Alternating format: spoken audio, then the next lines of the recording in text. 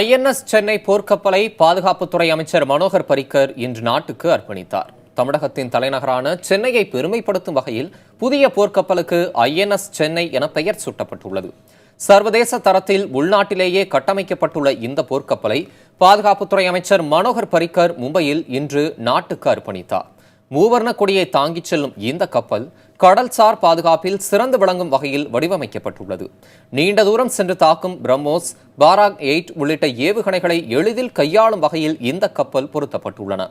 இக்கப்பலில் முகட்டில் Chennai George கோட்டையின் படமும் இடம்பெற்றுள்ளது.